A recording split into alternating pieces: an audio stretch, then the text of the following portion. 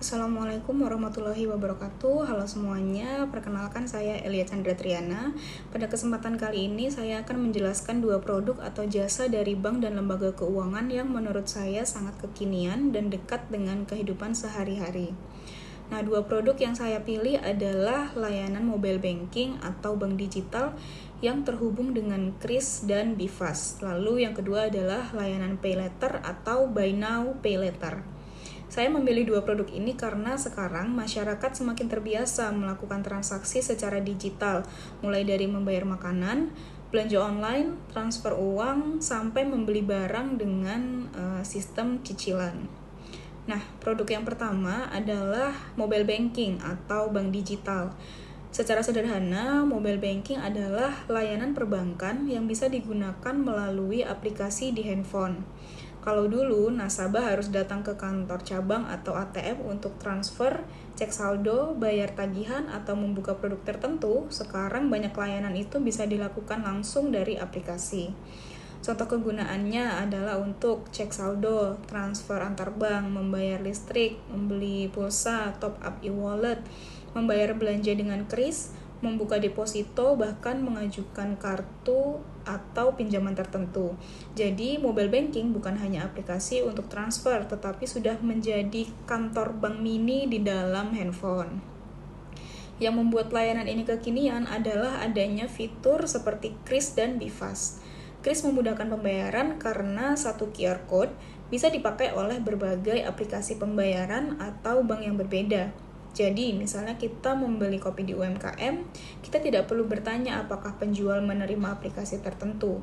Selama ada Kris, nasabah bisa membayar dari aplikasi bank atau dompet digital yang mendukung Kris. Bank Indonesia juga menjelaskan bahwa Kris mendukung inklusi keuangan dan memudahkan merchant menerima pembayaran dari berbagai aplikasi. Selain Kris, ada juga Bifast, yaitu layanan transfer dana yang cepat, tersedia 24 jam, dan dananya diterima secara real time. Bifast juga membuat transfer antar bank menjadi lebih efisien karena biaya transaksi maksimal untuk transfer individual adalah Rp2.500 dengan batas transaksi sampai 250 juta per transaksi. Manfaat layanan mobile banking bagi nasabah sangat banyak. Yang pertama yaitu praktis karena transaksi bisa dilakukan kapan saja dan di mana saja. Kemudian hemat waktu karena nasabah tidak harus antre di bank atau di ATM. Kemudian lebih efisien biaya terutama untuk transfer antar bank melalui Bifast.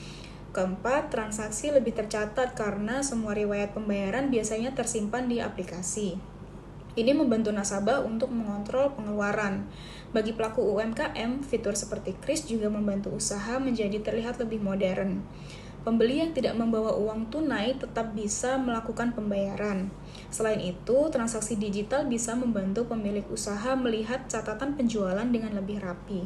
Namun, mobile banking juga memiliki risiko. Contohnya adalah penipuan link palsu, pencurian OTP, social engineering, atau nasabah salah transfer. Oleh karena itu, nasabah harus menjaga PIN dan password, tidak membagikan kode OTP, menggunakan aplikasi resmi, dan tidak mudah percaya dengan pesan yang mengatasnamakan bank. Kemudian, untuk produk yang kedua adalah pay later atau dikenal juga dengan istilah buy now pay later. Secara sederhananya, pay later adalah fasilitas pembiayaan yang memungkinkan konsumen untuk membeli barang atau jasa sekarang, lalu membayarnya nanti, biasanya dengan sistem cicilan. Menurut OJK, BNPL atau Buy Now Pay Later merupakan fasilitas pembiayaan dari lembaga jasa keuangan melalui sistem elektronik untuk pembelian barang atau jasa. Dalam peraturan terbaru OJK, penyelenggaraan Buy Now Pay Later dapat dilakukan oleh bank umum dan perusahaan pembiayaan. Kegunaan pay later biasanya muncul dalam transaksi digital seperti belanja online, pembelian tiket perjalanan, pembayaran hotel, kemudian pembelian gadget, kebutuhan rumah tangga, atau transaksi lain di aplikasi tertentu. Misalnya seseorang nasabah ingin membeli laptop untuk kuliah atau kerja, tetapi belum memiliki dana penuh di saat itu. Nah, dengan pay later, pembayaran bisa dibagi menjadi beberapa kali cicilan sesuai dengan ketentuan. Manfaat pay later bagi nasabah adalah memberikan fleksibilitas pembayaran. Nasabah tidak harus langsung membayar penuh di awal. Ini bisa membantu ketika ada kebutuhan mendesak. Misalnya membeli alat kerja, membayar tiket perjalanan penting, atau membeli barang produktif yang memang dibutuhkan. Manfaat lainnya adalah prosesnya cepat dan digital. Dibandingkan pinjaman konvensional, paylater biasanya lebih mudah diakses karena seluruh proses dilakukan melalui aplikasi.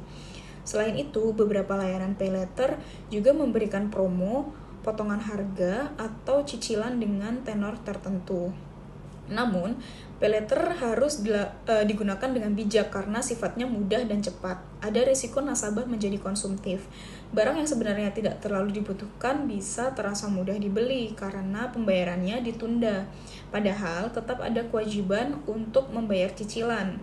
Jika terlambat membayar, nasabah bisa dikenakan denda, skor kredit bisa memburuk, dan kondisi keuangan pribadi bisa terganggu. OJK juga menekankan pentingnya prinsip kehati-hatian, perlindungan konsumen, kemudian keterbukaan informasi, dan perlindungan data pribadi dalam penyelenggaraan Buy Now, Pay Later. Artinya, penyedia layanan harus menjelaskan jumlah cicilan, frekuensi pembayaran, sumber dana pembiayaan, dan informasi penting lainnya secara jelas agar konsumen tidak salah paham. Menurut saya, paylater bisa bermanfaat jika digunakan untuk kebutuhan yang jelas dan produktif, misalnya untuk membeli perlengkapan kerja atau pendidikan. Tetapi kalau digunakan hanya untuk mengikuti gaya hidup, maka paylater bisa menjadi masalah keuangan di kemudian hari. Seperti itu. Nah, jadi jika dibandingkan antara mobile banking atau bank digital, lebih berfungsi sebagai alat transaksi dan pengelolaan keuangan, sedangkan paylater ini lebih berfungsi sebagai alat pembiayaan atau cicilan digital.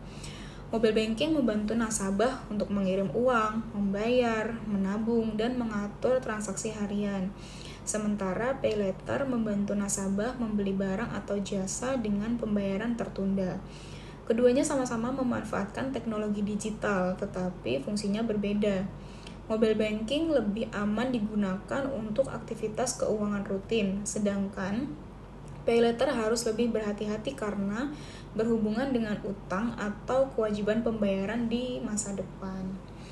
Nah, jadi untuk kesimpulannya, mobile banking memberikan kemudahan, kecepatan, dan efisiensi bagi nasabah dalam melakukan transaksi sehari-hari, sementara paylater memberikan fleksibilitas pembiayaan, tetapi harus digunakan secara bijak agar tidak menimbulkan masalah keuangan. Nah, menurut saya, perkembangan produk bank dan lembaga keuangan saat ini menunjukkan bahwa sektor keuangan semakin digital, cepat, dan dekat dengan kebutuhan masyarakat. Namun, sebagai nasabah, kita tetap harus cerdas, tidak hanya melihat kemudahannya, tetapi juga memahami risiko, biaya, dan tanggung jawab dari setiap produk yang digunakan. Demikian presentasi dari saya. Apabila ada kesalahan mohon dimaafkan. Terima kasih atas perhatiannya. Wassalamualaikum warahmatullahi wabarakatuh.